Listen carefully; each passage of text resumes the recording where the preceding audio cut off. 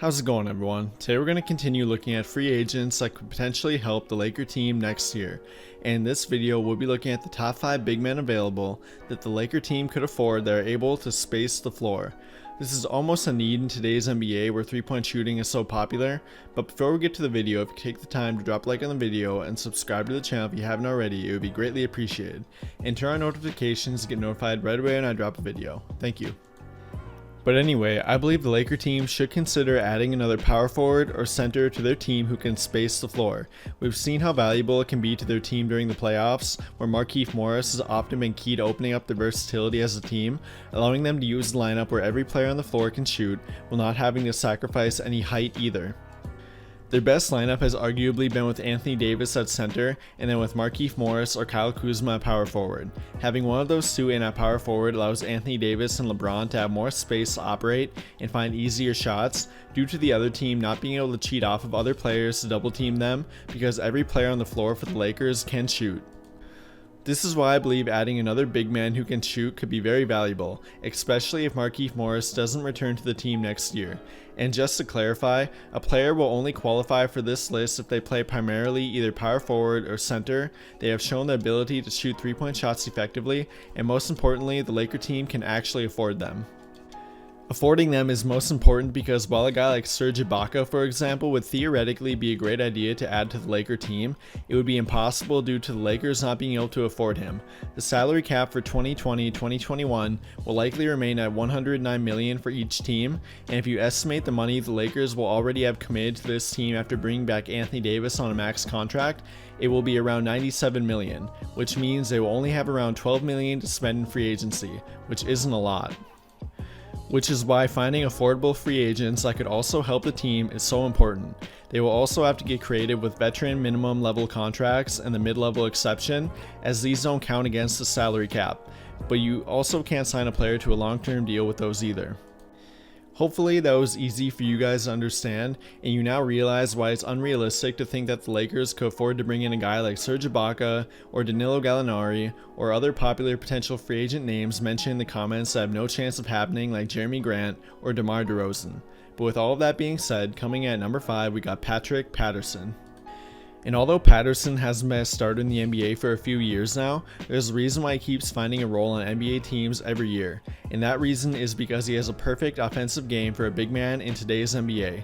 He's a great catch and shoot 3-point shooter, as he shot 39% from 3 in 2019-2020 with the Clippers. Along with that, he is also pretty mobile for his size. He is capable of running the floor and is able to keep up with smaller players for a limited amount of time as well. And while he isn't regarded as a great defender or rim protector, he does have over a 7'1" wingspan, which helps him at least contest shots at the rim when he is playing at center in a small ball lineup. And overall, I think he could be a good fit next to Anthony Davis in limited minutes at the 5. You won't find many mobile big men who can shoot around 39% from 3 in a year while only making a minimum level contract, and I believe that is all it would take to bring him onto the team as well. But now moving on to number 4, where we actually got another Clipper player in JaMychal Green. Green quietly played really well for them all year and during the playoffs. He shot nearly 39% from 3 during the regular year, and he shot 43.5% from 3 during the playoffs for the Clippers. And along with that, he is a great rebounder as well. While playing only 20 minutes a game during the regular year, he still averaged over 6 rebounds a game for them. And that is a big benefit in today's NBA, where teams often sacrifice rebounding to go small, because with a guy like JaMychal Green, you can still put him out there to space the floor, but instead of hurting the team's rebounding, he'll improve it. And if you look at per 36-minute averages, he's averaged a double-double in each of the past 4 years. He plays hard on both sides of the ball, and his rebounding numbers are just one good way of showing that. But another great thing about him is how well he can move his feet. He is quick enough to defend wing players for short amounts of time, but also has the length to defend bigger players. His impressive 7'2" wingspan allows him to defend players much bigger than him, and is another reason why he is such a good rebounder. I personally think Green is a very underrated player, and after how well he shot in the playoffs, along with the Clippers not using him much at all during the regular year and playoffs, I think he could be looking to find a different team.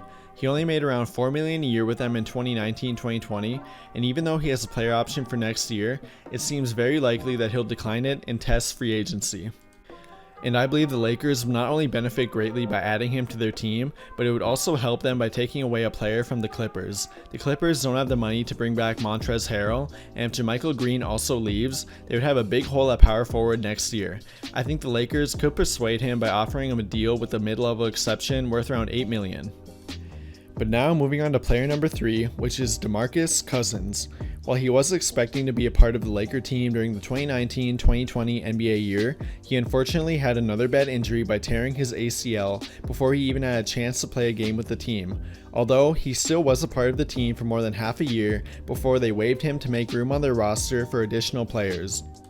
And his time with the team allowed him to form chemistry with the team, and it seemed like he was a great locker room guy and got along with everyone while he was a part of the team. Along with that, we already know that him and Anthony Davis play well together on the floor by how well they played together in New Orleans. It only helps that Boogie is able to space the floor and shoot the ball from 3 as well.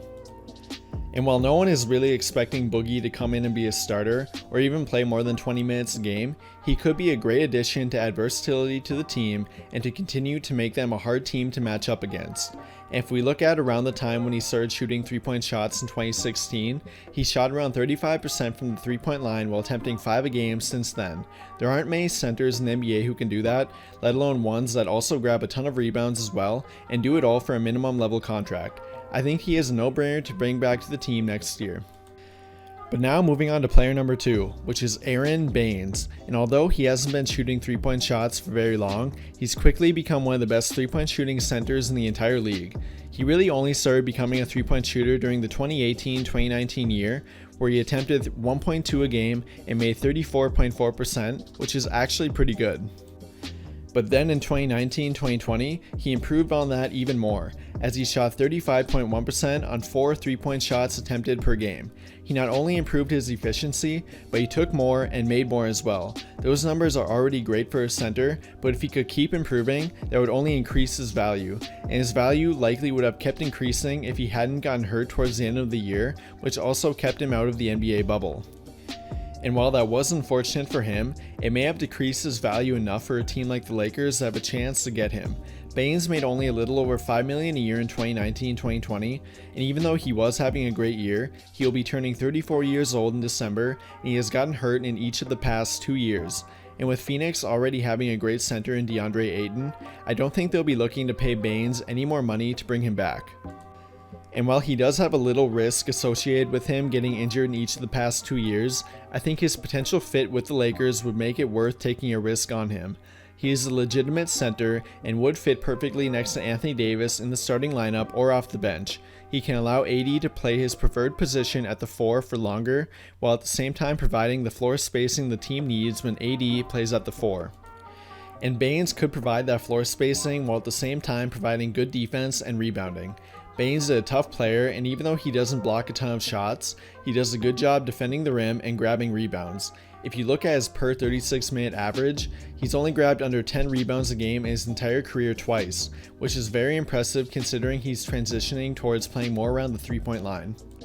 Overall, I think he would be a great addition to the Laker team if they could find a way to add him. I think he'll probably want around $8 to $10 million a year, so I think it may be a possibility to add him with a mid-level exception, or they could use the cap space they'll have available to them at around $12 million to bring him in. Either way, I think it would be a good idea to try and bring him in if possible. But now moving on to player number 1, which is a familiar face to the team, and that is Markieff Morris. Markieff was brought on late to the team after being bought out of his contract with Detroit, and although he didn't immediately fit in with the team or shoot well right away, he's really picked it up during the playoffs when they've needed him most. He shot 44.8% from 3 for the team up until Game 3 of the NBA Finals when I'm making this video. And that is not only very impressive, but has allowed the Laker team to be much more versatile. With Markieff in the game, they can move AD to the 5 and can have every player on the floor for them be able to shoot the 3. And that allows more room for LeBron and AD to operate on offense. And along with that, Markieff is a tough rebounder and defender. He isn't a great rim protector, but he is a very strong player and isn't easy to move around the rim. He's also mobile enough to defend wing players for short amounts of time as well. He's been incredibly valuable to them in the playoffs and has likely shown the team why they need a guy like him on their team for different matchups. And even though Markieff has been in the NBA for 10 years now, this is only his 4th time being in the playoffs and the first time he's made it past the first round. I believe that may encourage him to want to play with the Lakers again. He was only making a bit higher than a veteran minimum level contract in Detroit, and the Lakers brought him in for a minimum deal as well. I think if he could be had for a deal around that again, or with the mid-level exception, he would be a no-brainer for the team to bring back. But what do you guys think? Should the Laker team prioritize bringing back Markieff Morris, or should they add a different guy from my list instead? Comment down below who your favorite addition would be from this top 5 list. But that'll do it for this video. I appreciate all of you who watched until the end of the video. You guys are the real ones. Don't forget to drop a like on the video if you enjoyed, and to subscribe to the channel if you haven't already. And as always, thank you for watching.